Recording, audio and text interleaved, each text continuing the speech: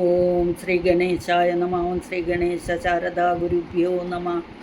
ഓം സദാശിവസമാരംഭാം ശങ്കരാചാര്യമധ്യമാം അസ്മദാചാര്യപര്യന്താം വന്ദേ ഗുരുപരമ്പരാം. ഓം പീതാംബരങ്കരവിരാജിതശങ്കചക്രകൗമോദകേസരസിജം കരുണാസമുദ്രം രാധാസഹായമതിസുന്ദരമന്ദഹാസം വാതാലയേശമനിശം ഹൃദി ഭാവയാമി.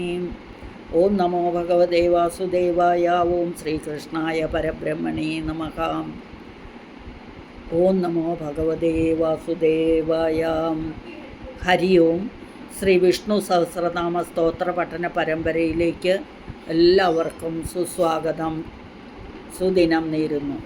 കഴിഞ്ഞ ക്ലാസ്സിൽ നമ്മൾ 14 വരെയുള്ള ശ്ലോകങ്ങളാണ് പഠിച്ചത്. ഇന്ന് പഠിക്കേണ്ട 15ഉം 16ഉം 2 ശ്ലോകം എടുക്കാം. ശ്ലോകം 2 വായിക്കാം.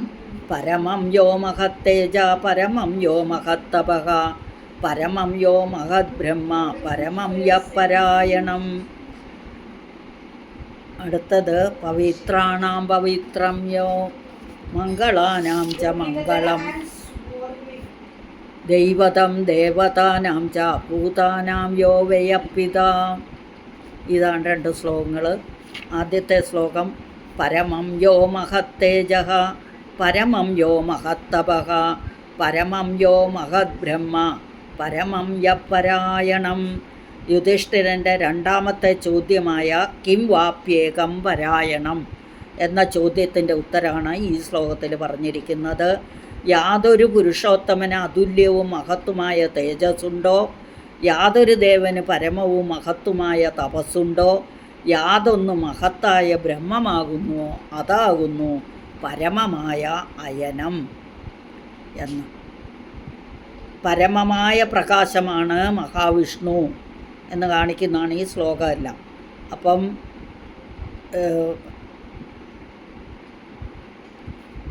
ആ ദേവൻ ജ്യോതിഷാം ജ്യോതി എന്ന് ബൃഹദാരണ്യ ഉപനിഷത്തിൽ പറയുന്നു. ജ്യോതിസുകളുടെ എല്ലാം ജ്യോതിസാകുന്നു. പിന്നെ നാ തത്ര സൂര്യോപാധി നാ ചന്ദ്രതാരകം എന്ന മുണ്ടകോപനിഷത്തിൽ അവിടെ സൂര്യനോ ചന്ദ്രനോ നക്ഷത്രം ഒന്നും പ്രകാശിക്കുന്നില്ല എന്ന്. അപ്പം ആരുടെ പ്രകാശം കൊണ്ടാണ് എല്ലാം പ്രകാശിക്കുന്നത്? ഭഗവാന്റെ പ്രകാശം കൊണ്ടാണ്. സൂര്യനിലെ തേജസ്സും ചന്ദ്രൻ, അഗ്നി എന്നിവയുടെ എല്ലാ തേജസ്സുകളും എൻ്റേതാകുന്നു എന്ന് ഭഗവത്ഗീതയിൽ കൂടെ ഭഗവാൻ പറഞ്ഞിട്ടുണ്ട്. പുരുഷോത്തമ യോഗത്തിൽ 15ാം അധ്യായത്തിൽ 12ാമത്തെ ശ്ലോകത്തിൽ യദാദിത്യഗതം തേജോ ജഗദ്ഭാസയതേ അഖിലം യചന്ദ്രമസി യച്ചാഗ്നൗ തത്തേജോ വിദ്ധിമാമകം എന്ന് പറഞ്ഞിരിക്കുന്നു. അതായത് സൂര്യനിലെ തേജസ്സും ചന്ദ്രൻ, അഗ്നി എന്നിവയുടെ എല്ലാ തേജസ്സുകളും എൻ്റേതാകുന്നു എന്നർത്ഥം. ഇനി പരമം യോ മഹത്തപഃ യാതൊന്നിൻ്റെ ആജ്ഞകൾ ഒരു കണിക പോലും ലംഘിക്കുവാൻ വയ്യ എന്ന് സാരം. ഇതും എല്ലാം വേദങ്ങൾ ആസ്പദമാക്കിയിട്ടാണ്. യാ ഇമം ച ലോകം പരം ച ലോകം സർവാണി ച ഭൂതാനിയോ അന്തരോയം അയതി എന്ന് ഇതിൽ പറയുന്നു ബൃഹദാരണ്യ ഉപനിഷത്തിൽ.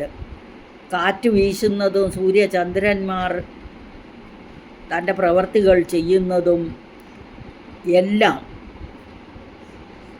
അതായത് ലോകത്തും ഈ ലോകത്തും പരലോകത്തുമുള്ള എല്ലാ പ്രാണികളുടെയും അന്തർഭാഗത്ത് സ്ഥിതി സർവാണി ച ഭൂതാനി എല്ലാ ഭൂതങ്ങളിലും അന്തർഭാഗത്ത് സ്ഥിതി ചെയ്യുന്നത് ആ പ്രകാശമാണ്, ഭഗവാനാണ് എന്നർത്ഥം.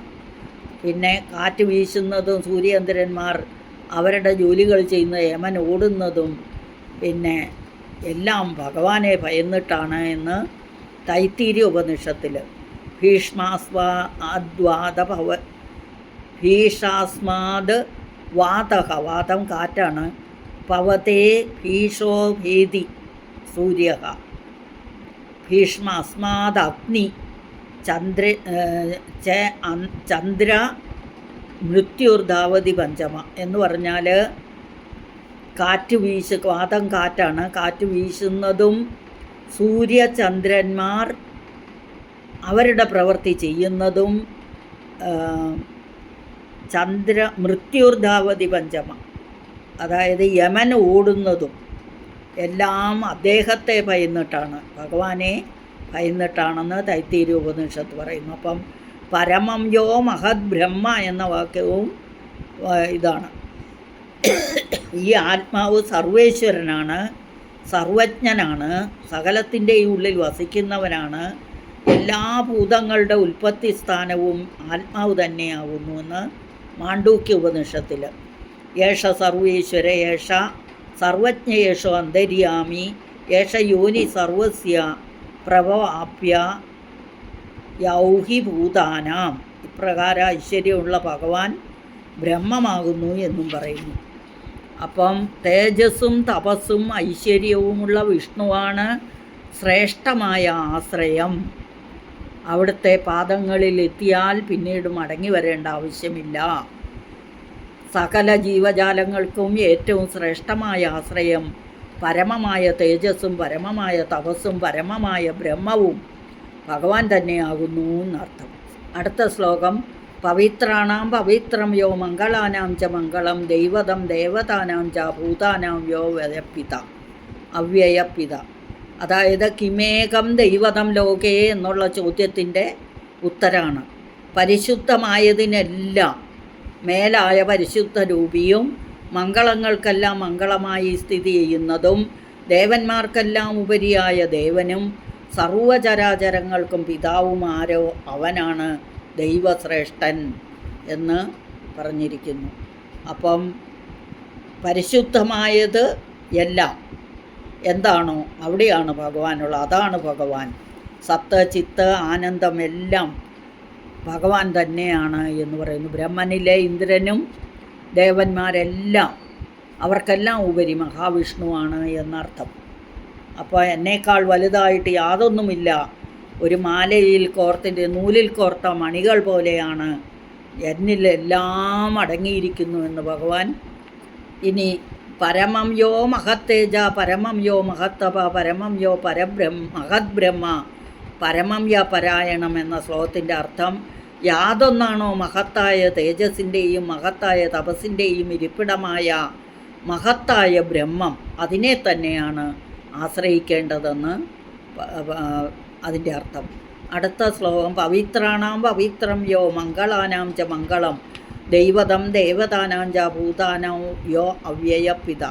പരിശുദ്ധമായ എല്ലാറ്റിലും വെച്ച് ഏറ്റവും പരിശുദ്ധവും മംഗളകരമായ വസ്തുക്കളിൽ വെച്ച് ഏറ്റവും മംഗളകരവും ദേവതകൾക്കെല്ലാം ദൈവവും ചരാചരങ്ങൾക്കെല്ലാം പിതാവുമായിരിക്കുന്നവൻ ആരോ ആ പുരുഷോത്തമനെയാണ് ആശ്രയിക്കേണ്ടത് എന്ന് 17ാമത്തെ ശ്ലോകത്തിൻ്റെ അർത്ഥവും. അപ്പം ഈ 2 ശ്ലോകവും ഒന്നും കൂടി നോക്കാം.